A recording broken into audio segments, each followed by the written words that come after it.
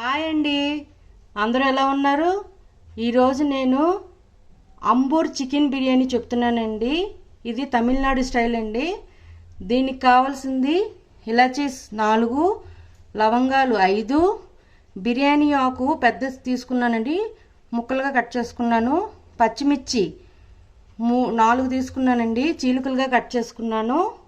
దాల్చిన చెక్క 1 ఇంచు దాకా, అల్లం వెల్లుల్లి పేస్ట్ 2 టేబుల్ స్పూన్స్, ధనియా powder 2 tablespoons, garam masala, పుదీనా, కొత్తిమీర, గరం మసాలా 1½ టేబుల్ స్పూన్, ఉప్పు తగినంత, టమాటాలు 3 తీసుకున్నానండి, ముక్కలుగా కట్ చేసుకున్నాను.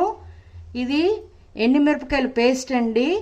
దీన్ని 10 to 15 మినిట్స్ హాట్ వాటర్లో బాగా మెత్తబడేదాకా బాయిల్ చేసుకొని చల్లారాక పేస్ట్ లాగా చేసుకుని పక్కన పెట్టుకున్నానండి. 1/2 కప్పు నీళ్ళు, 2 మీడియం సైజు ఉల్లిపాయలు ముక్కలు ఈనుల్లా కట్ చేసుకున్నానండి. 1 కప్పు దాకా కర్డ్, 1/2 లెమన్ జ్యూస్, సరిపడా ఆయిల్, నెయ్యి, అరగంట సేపు నానబెట్టుకున్న రైస్ అండి, నార్మల్ రైస్, చికెన్. ముందుగా పొయ్యి మీద కుక్కర్ పెట్టుకొని ఆయిల్ నెయ్యి వేసుకుంటున్నానండి. కుక్కర్ పెట్టుకొని ఆయిల్ నెయ్యి వేసుకున్నానండి. ఇప్పుడు దీనిలోనే యాలకులు, దాల్చిన చెక్క, లవంగాలు వేసేస్తున్నానండి, బిర్యానీ ఆకు ఇవన్నీ వేసేసి బాగా వేగాక ఉల్లిపాయలను వేసుకుంటానండి. చూడండి, లైట్ బ్రౌన్ గోల్డెన్ కలర్లో వచ్చిందండి ఆనియన్. ఇప్పుడు దీనిలో అల్లం వెల్లుల్లి పేస్ట్ వేసేస్తున్నానండి. ఇది పచ్చివాసన పోయేదాకా వేపుకుందాం.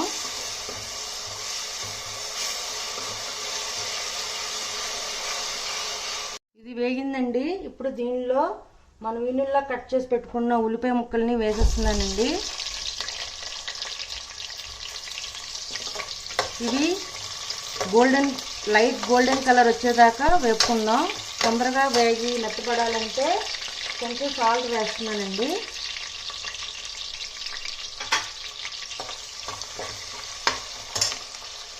పచ్చివాసన పోయిందండి. ఇప్పుడు దీనిలోనే మనం ముందుగా గ్రైండ్ చేసి పెట్టుకున్న రెడ్ చిల్లీ పేస్ట్ అండి, ఇది కూడా వేసేసి ఆయిల్ పైకి తేలేదాకా ఉంచుకుందామండి.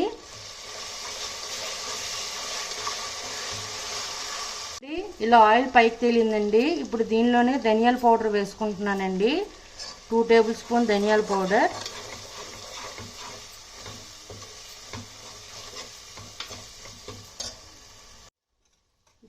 ఇప్పుడు దీనిలో మనం కడిగి పెట్టి ఉంచుకున్న చికెన్ని వేసేస్తున్నానండి.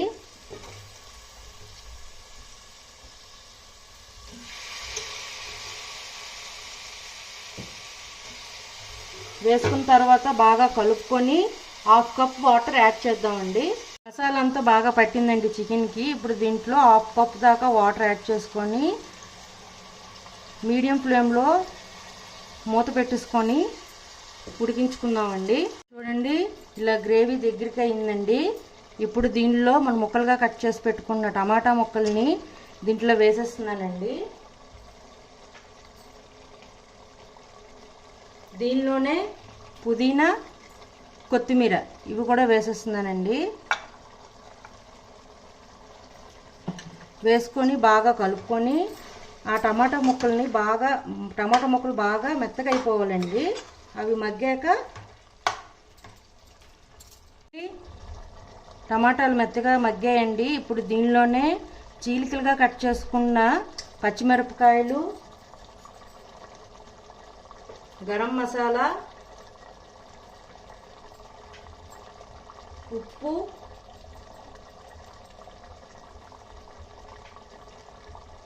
ఒక కప్పు దాకా తీసుకున్న పెరుగండి, ఇది 1 చెక్క దాకా నిమ్మరసం అండి.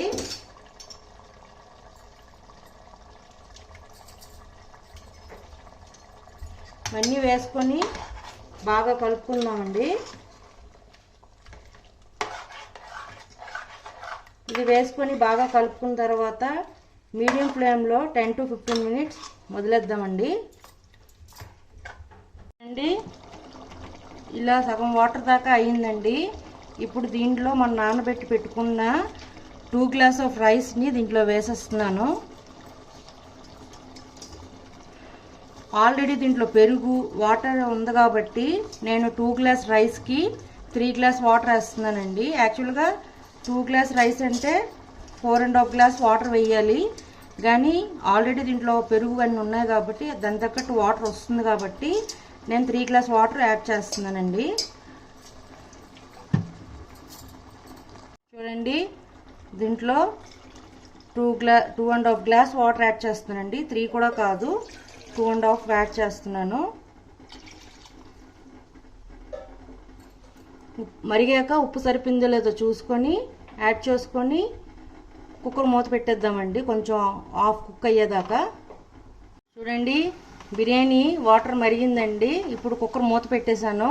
ఇది 3 విజిల్స్ తీసుకుందామండి. చూడండి, అంబూర్ చికెన్ బిర్యానీ రెడీ అండి.